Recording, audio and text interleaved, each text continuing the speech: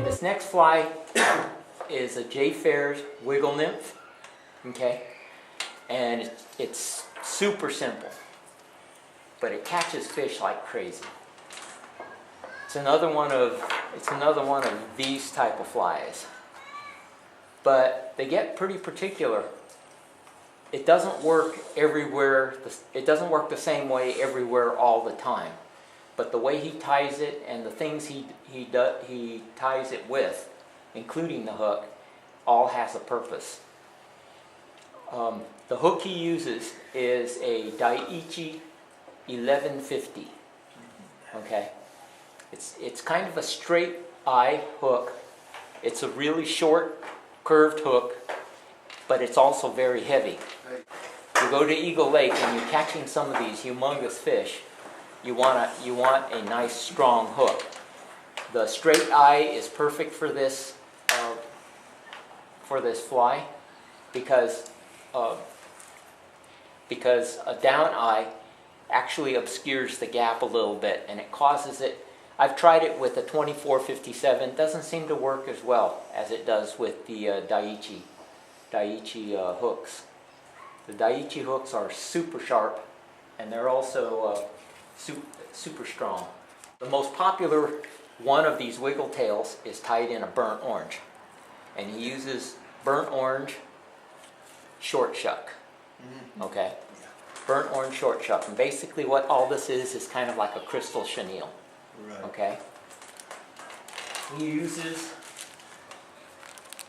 burnt orange schlappen feathers, and I'll show you why in a second. But it's a schlappen. If you look at that, you'll see that it's how it's spelled, schlappen, Hackle. Sounds German to me, but the saddle feathers.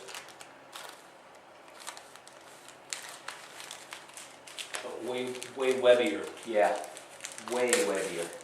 In fact, these things are almost solid web. Okay, see that? It's solid webbing right there. But he doesn't use this part of the feather. He uses just the tip to tie this fly.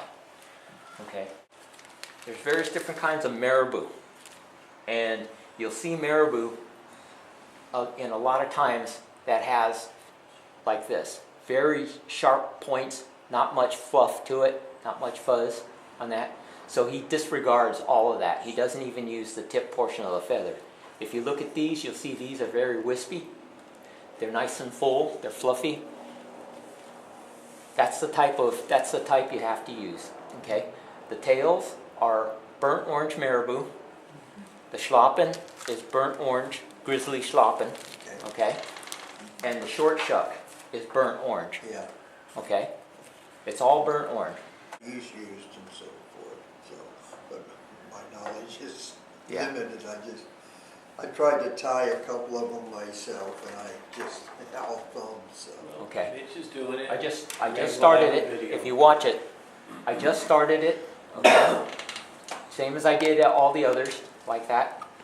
You start with the marabou. Find the marabou that you like, and the secret to this fly is you don't tie in a whole bunch of this stuff. Right.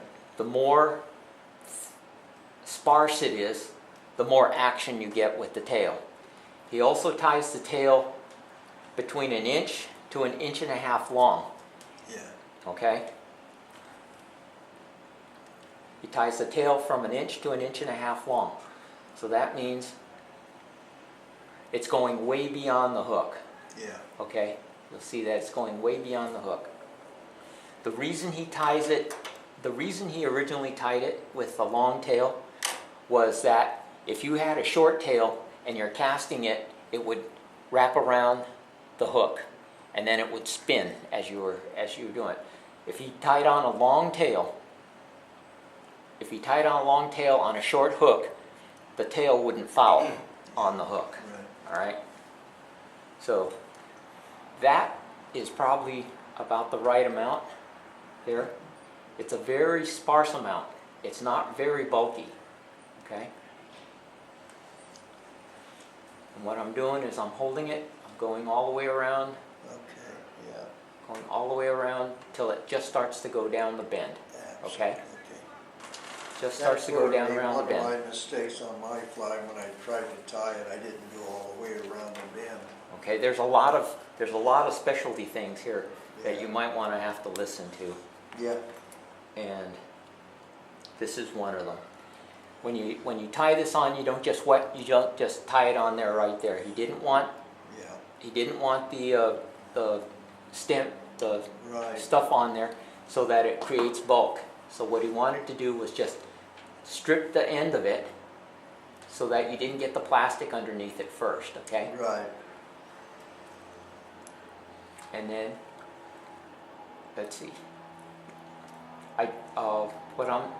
You don't want to wrap it all the way to the front without working it back, because he only takes one wrap. I like to do like 1.5 wraps Okay. on there. Mhm. He takes 1.5 wraps on there, and then he ties it off. And he usually puts a half hitch. I don't normally go with that, but you want to tie it like he does. He puts a half hitch in it. He puts a half hitch between steps, okay? Okay.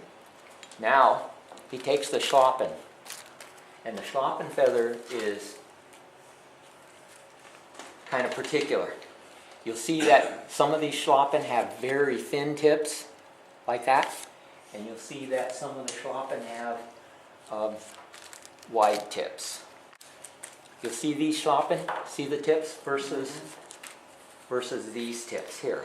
So Okay. you want the thinnest tip? No, you want one that matches the fly. Okay, these are used for something. These are used for something else. Okay. What you do now is you look through the feather, and what you're looking for is the height of the hackle, and that one's too small. Yeah. Okay. Look for the height of the hackle on this one here too, and you'll see that that's better. Okay. Yeah. That's about right. You want it to be right about at the hook gap. Okay. Okay. Find a good one. You want to have the feather that's right about the length of the hook gap. There you go. That's a good one right there. So then I pull this one out. This fly is very simple, but it's got a lot of technical things that he put into it. All right.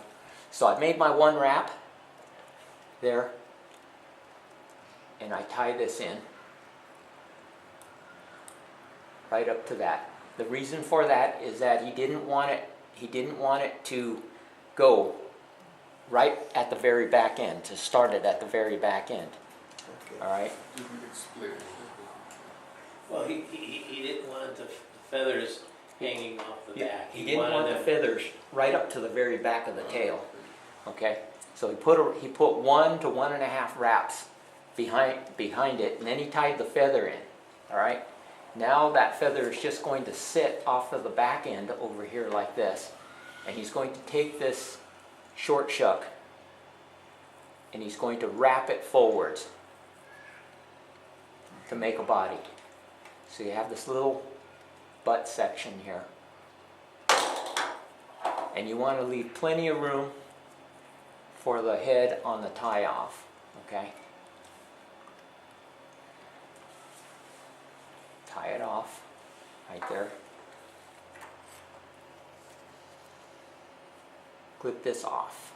I don't want to clip it off that tight because I'll cut my thread again. Okay, so now I want to move that forwards up to the tip. Now when he wraps this hackle, you'd think you'd want that hackle lying on its side, but he doesn't. He wraps it flat. And if you look at the feather, the way it's tied in, if you want the cupped side facing the fly, okay, like that. So what he does is he twists the feather. He twists the feather so that when it comes over, that the flat part, oops, it didn't work, there we go. So that the flat part is up against the fly. And what he does is he ties the hackle flat. In other words, He the ties two it. hackles, you don't want to tie it that way, you want to tie it like that. Yeah, So it's like most flat when you wrap when you tie a dry fly hackle,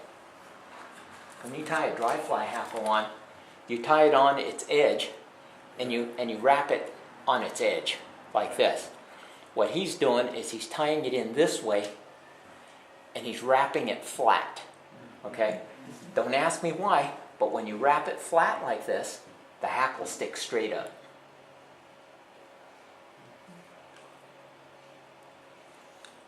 When you wrap it flat, the hackle sticks straight up. And I don't know why, Yeah. but you wrap it flat. Okay?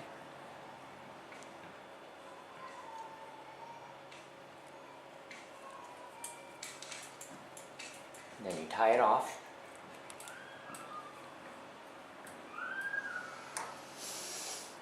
Clip your feather.